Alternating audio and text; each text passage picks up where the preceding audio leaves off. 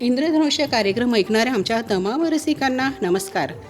श्रोते हो, आपल्या इंद्रधनुष्य या कार्यक्रमामध्ये आपण अनेक मुलाखती घेत असतो, चर्चा घेत असतो, चांगली चांगली विषय हाताळत असतो. त्याच अनुषंगाने आपल्या स्टुडिओमध्ये, आपल्या कार्यक्रमामध्ये आज एक युवा आलेला आहेत. युवक आहे, चांगल्या गोष्टीसाठी तो कार्य करतो. महत्त्वाचं म्हणजे धुळे जिल्हा युवा क्लबचे संपादक आणि ते अध्यक्ष देखील आहे. पूर्ण माहिती आपण त्यांच्याकडूनच जाणून घेऊया. त्यांचं नाव आहे क्षितिज साळुंखे. क्षितिज सर, आमच्या कार्यक्रमात आपलं हार्दिक स्वागत आहे. नमस्कार. धन्यवाद मॅडम. चला, तुमचा परिचय आमच्या सर्व रसिक श्रोत्यांना सुरुवातीला करून देऊया. धुळे जिल्हा युवा क्लबचे संस्थापक आणि तुम्ही अध्यक्ष म्हणून काम करता. सोबतच कुठलं कार्य करता सर? मी धुळे युथ क्लब नावाची जी युवा संघटना आहे त्याचा संस्थापक आणि अध्यक्ष राहिलेलो आहे. त्यासोबतच मी केंद्रीय युवा मंत्रालयाचे संलग्न असलेले नेहरू युवा केंद्र संघटन याचा युवा प्रतिनिधी आहे. आणि त्या माध्यमातून मी या वर्षभरामध्ये यावर्षी झालेली जी G20 युवा परिषद आहे त्यामध्ये मी महाराष्ट्रातून नामांकन मिळवलेलं होतं. महाराष्ट्रातून केवळ 5 विद्यार्थ्यांना वेगवेगळ्या विभागातून त्या ठिकाणी नामांकित करण्यात आलं. त्यात खानदेशातून माझं नाव नामांकित करण्यात आलं होतं केंद्रीय युवा मंत्रालयातर्फे. आणि तदनंतर मला पार्लमेंट ऑफ इंडिया लोकसभा सेक्रेटरिएटकडनं आमंत्रण आलं होतं. डॉक्टर भीमराव आंबेडकर यांची जयंतीनिमित्त यावर्षी त्यांनी विशेष युवा प्रतिनिधी म्हणून मला त्या ठिकाणी आमंत्रित केलं होतं आणि पार्लमेंट ऑफ इंडियामध्ये सुद्धा मी त्या ठिकाणी गेलो होतो. अच्छा, म्हणजे बरेच तुम्ही या गोष्टी हाताळलेल्या आहेत, ज्याचं पार्लमेंटमध्ये तुम्ही देखील गेला होतात. आणि ही एक आनंदाची बाब आहे की सर्व धुळ्यांसाठी की तुम्ही इतक्या मोठ्या स्तरावर काम करता. बरं, युवा क्लब जे धुळ्यातलं आहे, धुळे जिल्ह्यातलं, तुम्ही अध्यक्ष आहात, संस्थापक आहात, यामार्फत कुठलं कार्य चालतं सर? धुळे युथ क्लब हे धुळे शहरातल्या तरुणांनी, धुळे जिल्ह्यातल्या तरुणांसाठी सुरू केलेली संघटना आहे. आणि याच्यामार्फत आमचे 4-5 प्रकारचे मोटिव्ज आहेत. त्याच्यामध्ये सर्वात महत्त्वाचं आमचं मोटिव्ह हा आहे की धुळे शहरातल्या आणि जिल्ह्यातल्या तरुणांना रोजगारासाठी बाहेर पडण्याची गरज पडू नये. त्या सर्व संधी त्यांना शहरात आणि जिल्ह्यात उपलब्ध व्हाव्यात. त्यासोबतच त्यांच्या शिक्षणासाठी, कलेसाठी एक मंच तयार व्हावा. त्यांच्या क्रीडा असतील, खेळाडू आहेत चांगले जिल्ह्यामध्ये, चांगले कलाकार आहेत, चांगले रिसर्च करणारे विद्यार्थी आहेत, ज्यांना इथे फॅसिलिटी उपलब्ध न झाल्यामुळे त्यांना दुर्दैवाने मुंबईत किंवा पुण्यात किंवा इतर शहरांमध्ये स्थलांतर व्हावं लागतं. तर आमचा सर्वांगीण हेतू असा आहे की त्या विद्यार्थ्यांचा जे त्याला इंग्रजीमध्ये एक म्हण आहे, त्याला ब्रेन ड्रेन थिअरी म्हणतात, की जे होतकरू तरुण आहेत ते शहरातून आणि जिल्ह्यातून निघून गेल्यानंतर शहराच्या सर्वांगीण विकासामध्ये, जिल्ह्याच्या विकासामध्ये अडथळा निर्माण होतो. तर तो ब्रेन ड्रेन थांबवणं आणि त्यांना इथेच संधी उपलब्ध करून देणं, मग त्या रोजगाराच्या असतील, क्रीडाच्या असतील, कलेच्या असतील किंवा इतरत्र कुठल्याही संधी उपलब्ध करू शकतो आपण. आणि त्यासोबतच आपण सामाजिक कार्यात एक मेडिकल रेस्क्यू टीम म्हणून सुद्धा काम करत असतो. आपल्या धुळे युथ क्लबचं कार्यच मुळात कोरोनाच्या काळात सुरू झालं होतं. ज्यावेळी कोरोनाची दुसरी लाट त्या ठिकाणी आली, प्रशासन पूर्ण क्षमतेने प्रयत्न करत होते, तरी सुद्धा अनेक मृत्यू आपण धुळे जिल्ह्यात बघितले. त्यावेळी आमच्या अशा लक्षात आलं की एकट्या प्रशासनावर आपण अवलंबून राहू शकत नाही. एक सुजाण नागरिक म्हणून आणि तरुण म्हणून आपल्या शहरासाठी आपल्याला काहीतरी केलं पाहिजे. लोकांचे होणारे मृत्यू आणि हाल अपेष्टा आपण रोखल्या पाहिजे. आणि माझं वैयक्तिक सांगायचं म्हटलं तर माझे जे काका होते, त्या काकांना, म्हणजे मी 25 वर्षांपासून धुळे शहरात स्थायिक आहे, तरी सुद्धा माझ्या काकांना मी कोरोनाच्या काळामध्ये बेड उपलब्ध करून देऊ शकलो नाही. 1.5 तास शहरामध्ये त्यांची ॲम्ब्युलन्स फिरत होती. दुर्दैवाने त्यांना ॲम्ब्युलन्समध्येच पॅरालिसिसचा अटॅक आला, पक्षवाताचा, आणि त्यात त्यांचा मृत्यू झाला. आणि ती गोष्ट माझ्या जिवारी लागली की आपल्या दारापर्यंत याची आता झळ आपल्याला लागायला लागलेली आहे. आणि आपण 25 वर्ष शहरात असून आपल्याला इथले हॉस्पिटल्स, इथली मेडिकल व्यवस्था याबद्दल माहिती नाही आहे. तर ग्रामीण भागातून जे लोक येत आहेत, ज्यांना शहरात उपलब्ध असलेले हॉस्पिटल, बेड, औषधं याची कुठलीही माहिती नाही आहे, त्या लोकांचे किती हाल होत असतील. आणि यातून ही संकल्पना निर्माण झाली. आमची शाळा कनोसा कॉन्व्हेंट हायस्कूल, मी त्या शाळेतून शिकलेलो आहे. माझं मूळ गाव साक्री तालुक्यातील शेवाळे. तिथून मी कनोसा कॉन्व्हेंटमध्ये शिक्षण घेण्यासाठी आम्ही धुळे शहरात स्थलांतरित झालो. त्या शाळेतले आमचे जे वर्गमित्र होते, आमचे बॅचचे जे विद्यार्थी होते, त्यांच्यासमोर ही संकल्पना मांडली की आपण एक रेस्क्यू टीम म्हणून काम सुरू करूयात. आपण काम ग्राउंडवर तर जाऊ शकत नाही कारण रोग फार मोठा आहे, पण आपण एक मीडिएटर म्हणून त्यांना मदत करूयात. म्हणजे ज्यांना मागणी आहे, जे पेशंट आहेत आणि जे पुरवठा करतायत, ज्यांच्याकडे औषधं उपलब्ध आहेत, जे डॉक्टर्स आहेत, या दोघांमध्ये आपण एक प्रकारचा समन्वय घडवून आणायचा आणि जी व्यवस्थेमध्ये जी अराजकतेची स्थिती निर्माण झालेली आहे तिला कुठेतरी निवारण करण्याचा आपण प्रयत्न करूया. मग सगळं बालपण तुमचं धुळ्यातच गेलं का सर? हो, म्हणजे मी जन्म माझा शेवाळी गावात साक्रीचा, पण माझं बालपण संपूर्ण धुळे शहरातच गेलं. किती वर्षापासून तुम्ही धुळ्यात आहात मग? मी गेली 20-25 वर्ष धुळे शहरात आहे. अच्छा. आणि तुमचे घरचे आई वडील काय करायचे? माझी आई शिक्षिका आहे. अच्छा. जिल्हा परिषद शाळेत ती शिक्षिका आहे. हडसुणे म्हणून गाव आहे तिथे. आणि माझे वडील हे सरकारी कर्मचारी आहेत. समाज कल्याण विभागात ते कार्यरत असतात. मग तुम्ही या गोष्टीकडे, या अनुभव घेतला तुम्ही कोरोनामध्ये, त्यातून याकडे वळलात का? नक्कीच. माझ्या वैयक्तिक अनुभवातून मला ती प्रेरणा मिळाली आणि त्याला एक व्यापक रूप आपण द्यावं, संघटित रूप द्यावं. सर्व गोष्टी प्रशासनावर अवलंबून न राहता नागरिक म्हणून आपल्याही काही जबाबदाऱ्या आहेत. आपल्या शहराला आपण स्वतः वाचवलं पाहिजे, ही आमची त्यामागची भावना होती. आणि सुदैवाने सारख्या विचारांची जी तरुणाई आहे ती सोबत जोडली गेली. आमचे वर्गमित्र असतील, शहरातले अनेक होतकरू तरुण असतील, ज्यांच्या मनात ही भावना होती, आम्ही फक्त त्याला एक वाट मोकळी करून दिली आणि त्या माध्यमातून मग आमचा संघ तयार झाला. आणि मला सांगायला आनंद वाटतो की धुळे जिल्ह्यातील केवळ 350 जे रुग्ण होते कोरोनाचे, काही क्रिटिकल असतील, काहींना इतरत्र सेवा लागत असेल, असे रुग्ण आपण त्या ठिकाणी हाताळले आणि त्यांचा जीव वाचवलाय. आणि शहराच्या बाहेरील, जिल्ह्याच्या बाहेरील मुंबई, पुणे, गुवाहाटी, बँगलोर, दिल्ली असे एकत्रित आपण 150च्या वर, म्हणजे एकूण 500-600 पेशंट्स आपण त्या दरम्यान फक्त धुळे शहरातल्या तरुणांनी एकत्र येत त्यांचा जीव वाचवलाय. अच्छा. धुळे जिल्हा जो युवा क्लब आहे याच्यामध्ये तुम्ही सांगितलं की रोजगारासाठी देखील आम्ही याकडे प्रयत्न करतो, किंवा जे होतकरू मुलं आहेत ते क्रीडा क्षेत्रामध्ये त्यांनी नाव कमवलेलं असेल, हे सगळ्या घटना घडामोडी तुम्ही सगळ्या हँडल करत असता. तर रोजगारासाठी कसा प्रयत्न असतो? आम्ही रोजगारासाठी संधी उपलब्ध करण्यासाठी एक 2 प्रकारचं माध्यम त्या ठिकाणी निवडतो. 2 प्रकारचे तरुण असतात. एक तरुण असतात जे नोकरीच्या शोधात असतात आणि एक तरुण जे असतात जे व्यवसाय स्थापन करण्याचे. आजकाल तुम्ही बघितलं आहे की खूप मुलांचं शिक्षण MA झालं, कोणाचं PhD झालं, चांगलं शिक्षण आहे, मेरिटमध्ये आलेलं आहे, तरी देखील रोजगार उपलब्ध होत नाही आहे, किंवा मग काही लोक बिझनेसकडे वळतात. अगदी बरोबर. तर ही गोष्ट तुम्ही कशी हँडल केली सर? या गोष्टीला आम्ही टॅकल करण्यासाठी सर्वप्रथम धुळे शहरामध्ये आम्ही ज्याला स्वॉट अनालिसिस आपण म्हणतो की शहराची आणि जिल्ह्याची स्ट्रेंथ काय आहे, विकनेस काय आहेत, इथे ऑपॉर्च्युनिटीज काय आहेत, संधी काय आहेत आणि थ्रेट्स काय आहेत, म्हणजे धोका कुठल्या गोष्टीपासून आहे, या गोष्टींचा आम्ही अनालिसिस करत असतो. त्याच्या माध्यमातून धुळे शहराचं भौगोलिक महत्व काय आहे, इथलं नैसर्गिक महत्व काय आहे आणि त्या माध्यमातून इथे रोजगाराच्या संधी कशा उपलब्ध होऊ शकतात याच्यावर आम्ही ॲनालाइज करून त्या प्रकारे आम्ही तरुणांना मार्गदर्शन करत असतो. आता उदाहरणाच्या अर्थाने सांगायचं झालं तर देशातलं सर्वात मोठं वेअरहाऊस, ज्याला आपण स्टोअर हाऊस म्हणतो, सेफ एक्सप्रेस नावाची जी कंपनी आहे, तिचं पारोळ्याचा जो हायवे आहे धुळे जिल्ह्यातच त्याचं सेटअप आहे. अनेक प्रकारच्या तिथे रोजगाराच्या संधी उपलब्ध आहेत, मात्र तरुणांमध्ये त्याबद्दलची जागरूकता नाही. आणि त्याचप्रमाणे अनेक नव्या ज्या कंपनी आहेत, आपल्याला सर्वांना माहिती असेल की नरडाना MIDC जी आहे ती दिल्ली मुंबई इंडस्ट्रियल कॉरिडॉरचा भाग आहे आणि केंद्र सरकारच्या माध्यमातून त्या ठिकाणी नव्या जॅपनीज टेक्नॉलॉजीच्या कंपन्या येऊ घाललेल्या आहेत. मात्र त्याबद्दलची अवेअरनेस नसल्यामुळे एक प्रकारचा ड्रेन आपल्या इकडे होत असतो आणि आपण आपल्या शहरातली क्षमता ओळखण्याला कमी पडतो. जे आमचे उद्योजकतेमध्ये उतरणारे काही तरुण आहेत, बऱ्याचशा तरुणांचा माइंडसेट हा कॅपिटलिस्ट होत चाललाय की मी 1 रुपया माझा इन्व्हेस्ट केला तर त्यातून 2 रुपये मला नफा व्हावा. मात्र मुलांना हे कळत नाहीये की इथल्या सामान्य जनतेच्या खिशात जोपर्यंत पैसा जनरेट होत नाही, सामान्य जे तुमचे ग्राहक असणार आहेत त्यांच्या खिशात जोपर्यंत पैसा नाहीये तोपर्यंत तुम्ही त्यातनं प्रॉफिट नाही काढू शकणार.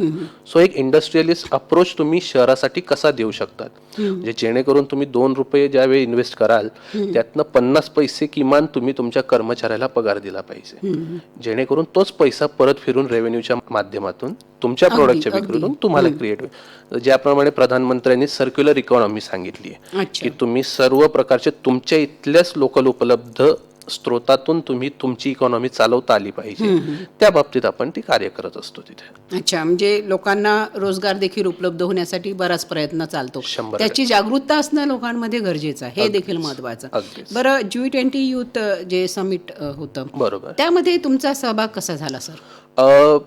तसा तो अतिशय माझ्यासाठी एक सुखद धक्का होता. धुळे जिल्ह्यासाठीच देखील एक चांगला अनुभव आहे की इथला युवक तिथे प्रतिनिधित्व करतो. नक्कीच, आनंदाची नक्कीच. बाब आहे सर. माझ्यासाठी तो खूपच सुखद धक्का होता ज्यावेळी मला कॉल आला आणि मी तो कॉल उचलला आणि त्यांनी सांगितलं की केंद्रीय युवा मंत्रालयाचे प्रतिनिधी बोलतायत अच्छा. आणि त्यांनी आमचं कार्य धुळे जिल्ह्यात आम्ही जे करतोय कोरोनापासून ते कार्य जवळून त्यांनी ऑब्झर्व केलेलं आहे. अच्छा. आणि मी युथ पार्लमेंटची जी केंद्रीय मंत्रालय करत असतं, युथ पार्लमेंट म्हणून एक स्पर्धा असते, अच्छा त्या वर्षी मी महाराष्ट्रातून टॉप 5 मध्ये होतो. अच्छा अच्छा. जिल्ह्याचा तर मी विजेता होतोच, राज्यातही मी टॉप 5 मध्ये होतो. हम्म. तर त्यातून त्यांनी 5 विद्यार्थ्यांना महाराष्ट्रातून नॉमिनेट करायचं असं ठरवलेलं. आणि त्यावेळी नेमकं आमच्या युथ क्लबचं काम हे अतिशय जोरात चाललं होतं. तर 5 विद्यार्थी महाराष्ट्रातून कुठले नॉमिनेट करायचे, 5 तरुण कोण करायचे, तर त्यांचं सर्व बॅकग्राऊंड व्हेरिफिकेशन ज्यावेळी त्यांनी केलं, तर माझं वैयक्तिक त्यांना ग्राउंडवरचं कामही चांगलं वाटलं की तरुणांसाठी काहीतरी चांगलं काम केलं जातंय. आणि धुळे जिल्हा हा तसं बघायला गेलं तर मागास जिल्हा म्हणून बघितला जातो. आणि आपलं दुर्दैव म्हणा किंवा आत्ताची परिस्थिती म्हणा, इथल्या लोकांना स्वतःची क्षमता अजून कळलेली नाहीये, जी बाहेरच्या जगाला कळायला लागली आहे की धुळे शहर आणि जिल्ह्याकडे क्षमता आहे. केंद्रीय युवा मंत्रालय स्वतः आपल्याकडे लक्ष देत आहे की इथल्या तरुणांमध्ये काहीतरी चमक आहे. ती क्षमता आम्ही शहरातल्या तरुणांमध्ये जागरूक करण्याचं कार्य करतोय हे मंत्रालयाला कळलं आणि त्या माध्यमातून त्यांनी आमचं नाव नॉमिनेट केलं. पुण्याला ती G20 युथ समिट झालेलं होतं. तिथे 20 देशांचे सर्व प्रतिनिधी, परदेशातीलही तरुण त्या ठिकाणी सहभागी होते. अगदी अगदी. आणि आमच्या सुदैवाने केंद्रीय युवा मंत्री श्री अनुराग ठाकूरही त्या ठिकाणी उपस्थित राहिले होते. खूप चांगला अनुभव होता. इंडस्ट्री 4.0 म्हणून एक संकल्पना त्या ठिकाणी चर्चेत घेण्यात आली की आपण म्हणतो औद्योगिक क्रांती, तर औद्योगिक क्रांतीचा आता 4था चरण जगभरामध्ये त्या ठिकाणी येऊ घातलेला आहे. आणि 4थ्या चरणामध्ये आत्ताची तरुणाई स्वतःला कुठे बघते, आपण ज्याला म्हणतो की आर्टिफिशियल इंटेलिजन्स असेल, नवीन नवीन टेक्नॉलॉजीचे टूल्स येत आहेत, ज्यामुळे असं म्हटलं जातं की बरेचसे जॉब आपण लूज करू शकतो, बऱ्याचशा नोकऱ्यांवर गदा येऊ शकते. मात्र ते तसं नसताना बऱ्याचशा नव्या रोजगाराच्या संधी उपलब्ध होणार आहेत. याकडे आपण कल कसा दिला पाहिजे, त्यावर त्या ठिकाणी चर्चासत्र घेण्यात आलं. आणि माझं भाग्य असं होतं की किर्लोस्कर इंडस्ट्रीजबद्दल आपण जाणून आहात, महिंद्राबद्दल जाणून आहात, तर त्यांचे जे मॅनेजिंग डिरेक्टर होते त्यांच्याशी आमची वैयक्तिक चर्चा घडली. त्यावेळी पण मी त्यांना सांगितलं की मुंबई आणि पुणे शहर जे आहेत त्यांचे आता नैसर्गिक स्रोत हे सॅच्युरेट झालेले आहेत. त्यांना आता नवीन लोकसंख्येचा भार उचलणं शक्य नाहीये. तिथला सिवेजचा प्रॉब्लेम असेल, पाण्याचा प्रॉब्लेम असेल, जमिनीचा असेल, तो खूप मोठा झालेला आहे. तर त्याऐवजी आपण Tier 2, Tier 3 सिटी ज्यांना म्हणतो, जसं धुळे आहे आपलं, जळगाव, नंदुरबार, नाशिक, त्याकडे आपण लक्ष केंद्रित करावं आणि डिसेंट्रलाइज इंडस्ट्रियलायझेशन आपण करावं. म्हणजे आपल्याकडे कापूस उत्पादन फार मोठ्या प्रमाणात होतं, आपल्या इकडे भुईमुगाचं उत्पादन घेतलं जातं, त्या माध्यमातून ॲग्री बेस्ड इंडस्ट्री असेल आणि Kirloskar are known for agricultural based industry.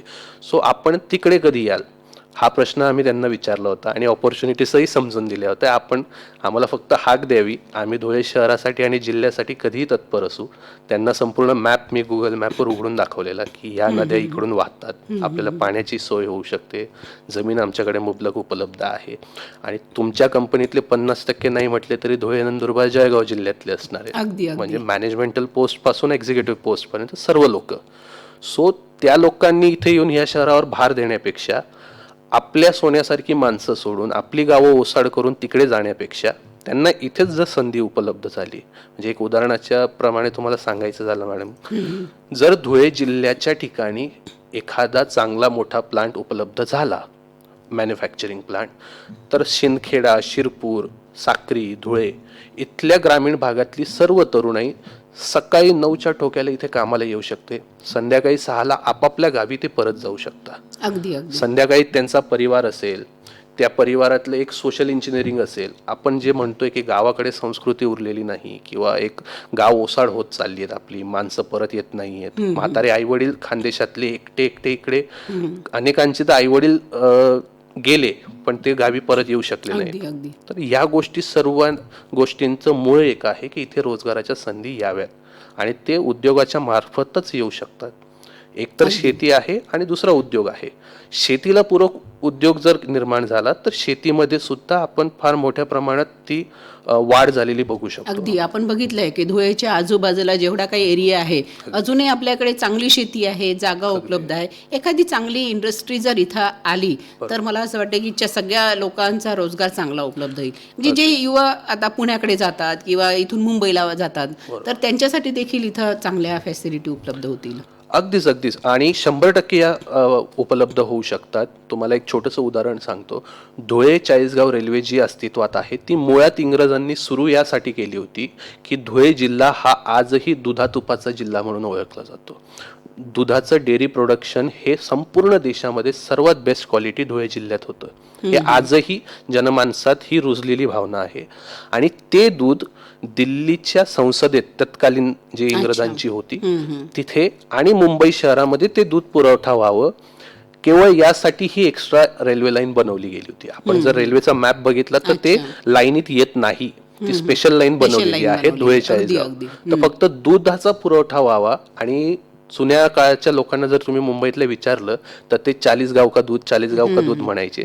त्यांना वाटायचं दूध 40 गाववर येतंय पण ते धुळ्याहून 40 गावला जायचं आणि तिथून मुंबईला पुरवठा व्हायचा. पण अलीकडच्या काळात बरचसं ते कमी झालं आणि मी पुन्हा जसं आधी सांगितलं तुम्हाला, आपली क्षमता आपण विसरलोय की आपल्याकडे आपली क्षमता काय होती, आपल्याकडे स्पेशालिटी काय आहे. आता तुम्ही जर बघितलं तर पितळाची भांडी ही सोनगिरला तयार होतात. देशभरातली पितळाची भांडी सोनगिरला तयार होतात. पण आपल्याला त्याचं ब्रँडिंग जमत नाहीये. आपल्याला डेअरी प्रोडक्ट्सचं ब्रँडिंग जमत नाहीये. आपण जर बघितलं ज्याला भोयर आपण म्हणतो, जी कॉटनची तयार होते मजदी गावात साक्री तालुक्यातल्या, देशभरात इतरत्र कुठेही तयार होत नाही. म्हणजे तुम्ही जर तिच्यात पाणी भरून बघितलं, कार्पेटचा प्रकार असतो कॉटनचा, तर ते पाणी सुद्धा खाली गळत नाही, एवढ्या बेस्ट क्वालिटीचं ते बनवलेलं असतं. त्याची ब्रँडिंग आपल्याला जमत नाहीये. म्हणजे तुम्ही हिवाळ्यात ती वापरली तर गरम लागते आणि उन्हाळ्यात वापरली तर गार लागते. अशा प्रकारचं ते नॅचरल फिनॉमिनाचं कार्पेट आहे, पण आपल्याला त्याची ब्रँडिंग करता येत नाहीये. संधी उपलब्ध होण्यासाठी आधी स्वतःची क्षमता ओळखावी लागेल, त्या क्षमतेची ब्रँडिंग आधी करावी लागेल.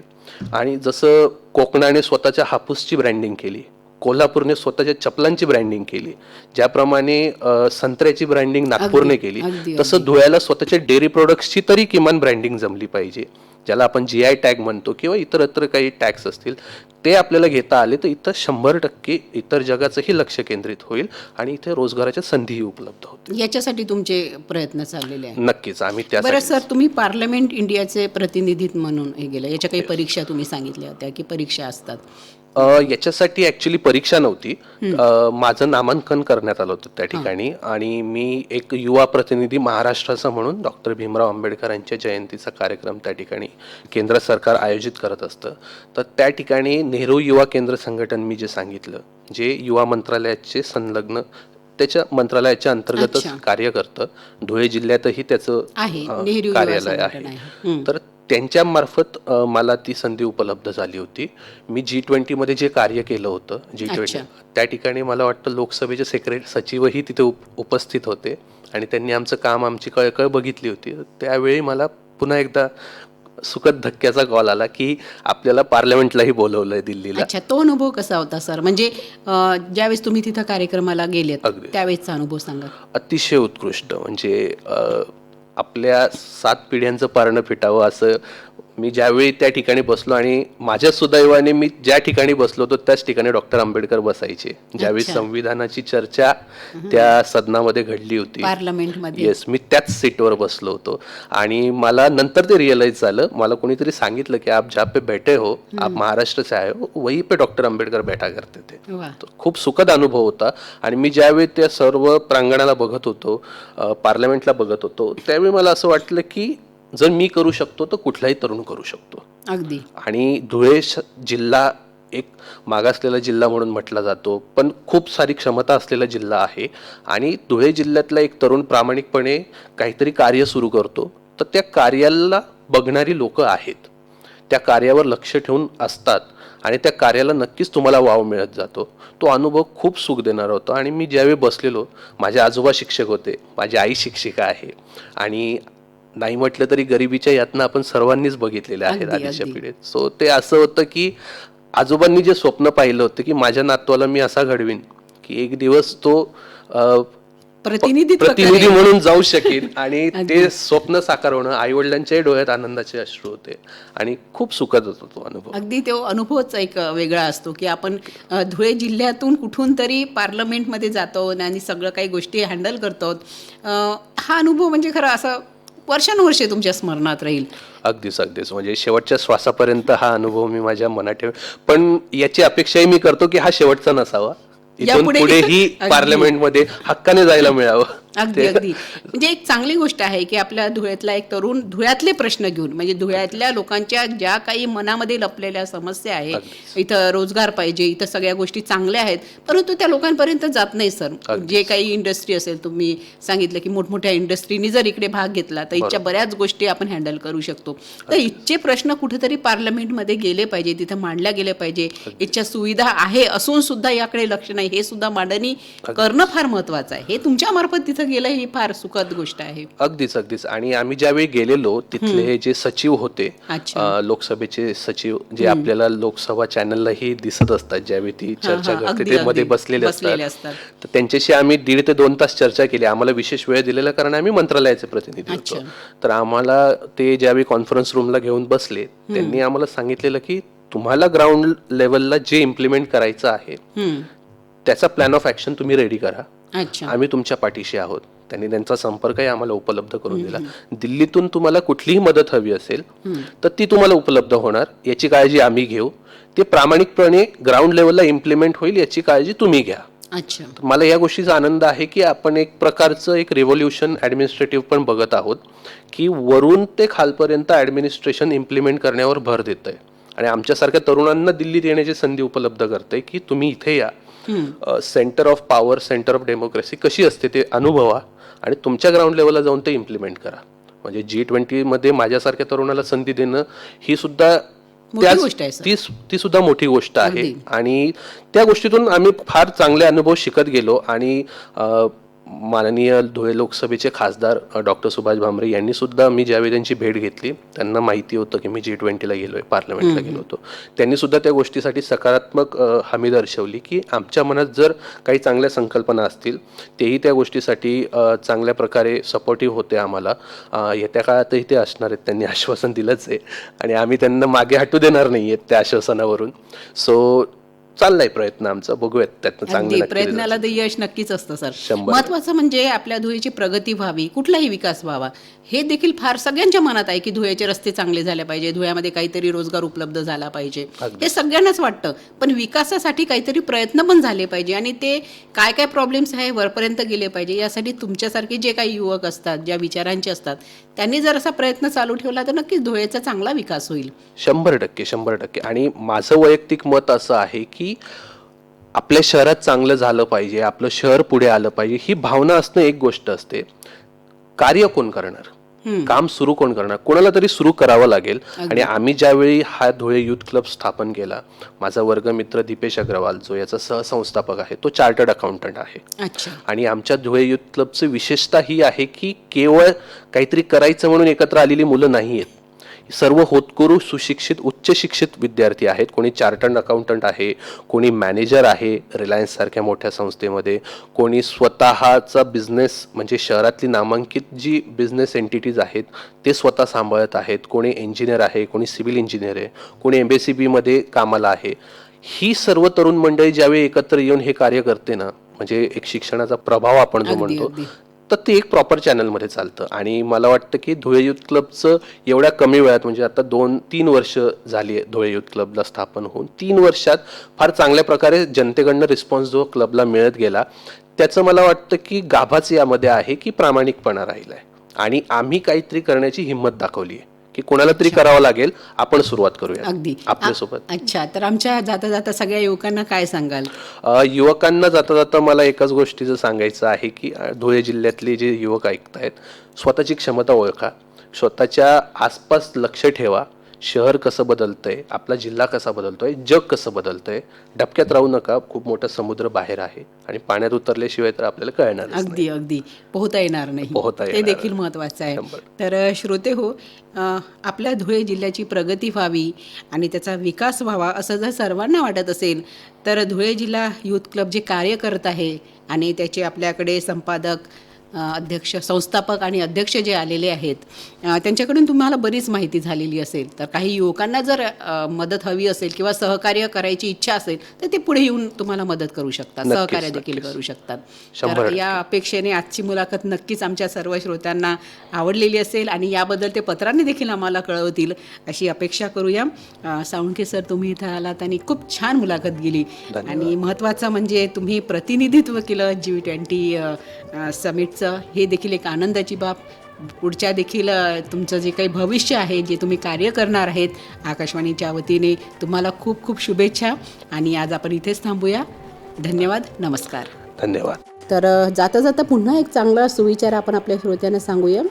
चांगल्या लोकांचा आपल्या जीवनातला प्रवेश म्हणजे नशिबाचाच एक भाग असतो, पण चांगल्या लोकांना आपल्या जीवनात टिकवून ठेवणं हे आपलं कौशल्य असतं. अगदी श्रोते हो, चला तर चांगली माणसं आपल्या आयुष्यामध्ये कायम ठेवा. आता आपला निरोप घेतो. आपण भेटणार आहोत पुढील इंद्रधनुष्य या कार्यक्रमात. कविताचा नमस्कार. पूनमचा नमस्कार.